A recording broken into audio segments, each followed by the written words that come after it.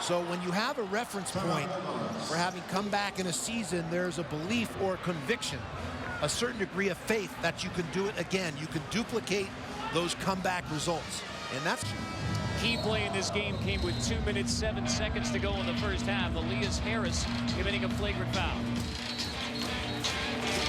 He was ejected. At that point, it was Gonzaga up by 9. Wake Forest just prior to and after that foul, a 37-12 run. Watch right here. There's the blow to the chops, to the neck area, the head area. The intent, violent, flagrant, the ejection of Harris. And subsequently, Wake Forest on a dramatic run. But Gonzaga has crawled back into this game, and the deuce on the crossover by Matt Bolden. The senior leader for Gonzaga makes it a 1-point game.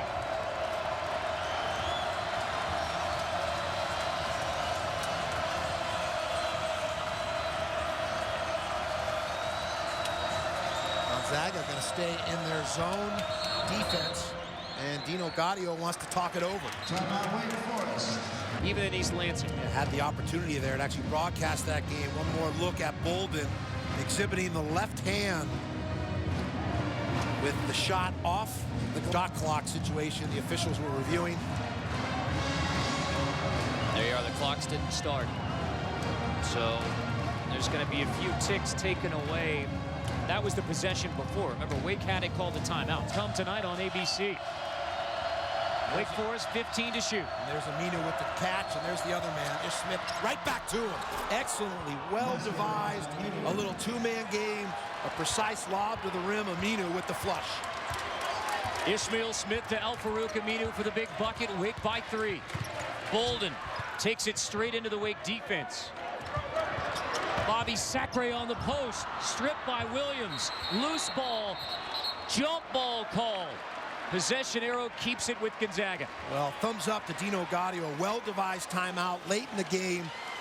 Precisely executed. A little old-school dribble handoff by Aminu. He rolls to the basket, and Ish Smith with an excellent dime or delivery on that pass. The X's and O's. Oh, so critical. Late games. Under a minute to go. Wake Forest leading by 3. They trail by as many as 13 in the first half. Led by double digits in the second half. Gray gets the dribble back. Shot clock winding down to the corner. Kong gives it back to Gray. He beat the buzzer. Shot won't go. Run out chance for Wake. C.J. Harris can't finish. Aminu the board. Fouled on the putback. Well, Wake Forest at both ends of the floor doing what it takes to close out an opponent in a tough environment. Solid defense. We see here Aminu with the cleanup of the missed shot, able to draw the foul. He will step to the line to shoot 2 as the Deacons are in the double bonus. But prior has picked up his 5th. He's fouled out of the game. You know, prior to that offensive possession by the Deacons, it was defense, the big shutout here, which was the headline story coming down the stretch. Al-Farouq Aminu going to the free throw line, and amazingly, through 6 games, Aminu has shot 36 free throws. He's done a fantastic job of getting to the free throw line. It's actually his first trip tonight. Well, he was aggressive too. At times this year, he shot the fadeaway or unnecessarily double clutch or dipsy-do. Now he comes up empty on that free throw. Needs to convert this, make it a 2-possession game with 31 seconds.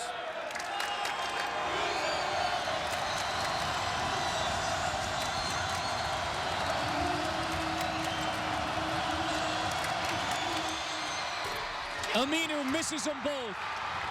Gonzaga will have a chance for a 3 to tie it. Shot clock turned off. The old dilemma, do you foul or not foul? It appears they're not going to foul. No foul yet. Bolden on the wing. Steps back for 3. Second chance for the Zags. Bolden finds Gray for the tie. Fouled by Aminu. Gray will go to the line for shots and a chance to tie it with 8.1 seconds left. Well, Carter, the Demon Deacons, Dino Gaudio, elect not to foul, but then they foul in the way that you do not want. A nightmare scenario unfolding for the Demon Deacons. Cardinal rule in basketball, don't foul a jump shooter. Need to close out on balance. And clearly there, a poor example of a defensive closeout. You want the high hands to contest a shot, but you need to keep the body balance or the feet in a manner that you don't foul. And that's the 5th on Al-Farouq Aminu, so he is fouled out of the game. A valiant effort by Aminu to close out, but just needed to be on balance. Easier said than done in a hotly contested game.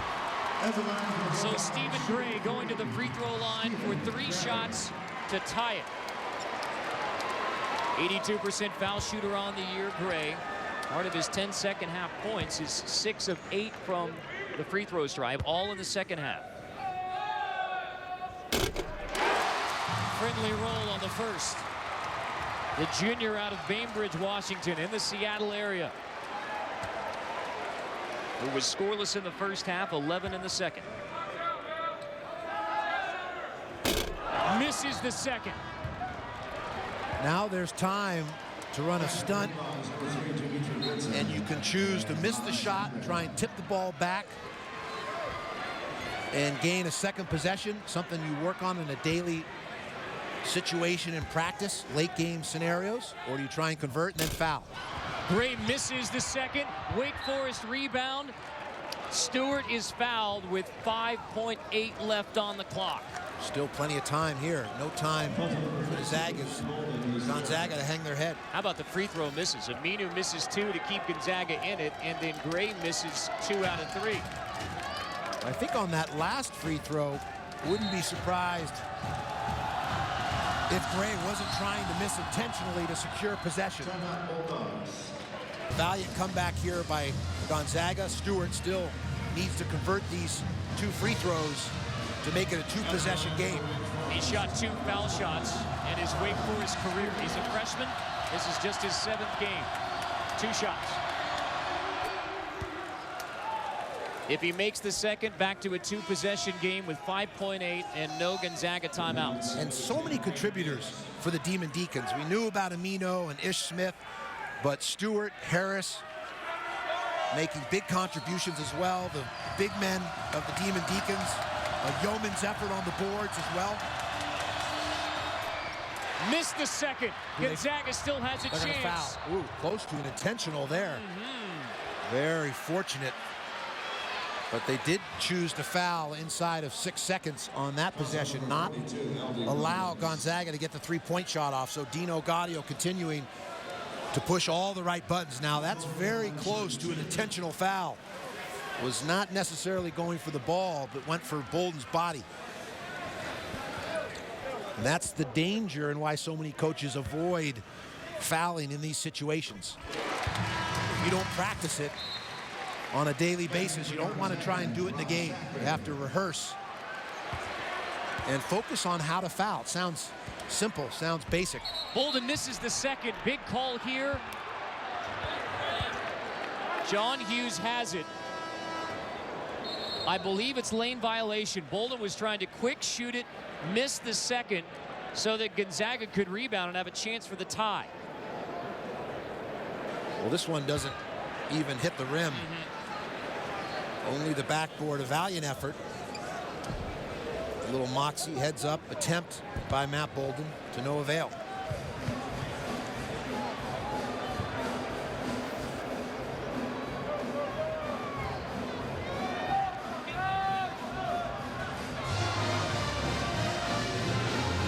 Bolden able to sneak in. But the quick whistle by the officials. Dino Gaudio and his staff deserve high praise, high marks for their team's performance. 2-point lead for Wake Forest. Home run pass knocked away by Gray. He saves it to Stewart, and Wake Forest becomes just the 4th team to win against Gonzaga in the McCarthy Athletic Center. 77-75 is the final.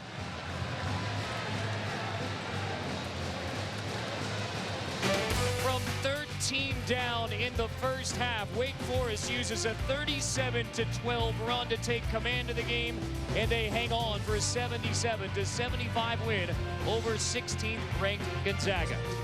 Coming up next, it's College Football Scoreboards. This has been a presentation of ESPN, the worldwide leader in sports. For Steve Lavin, I'm Carter Blackburn. College Football Scoreboard is next.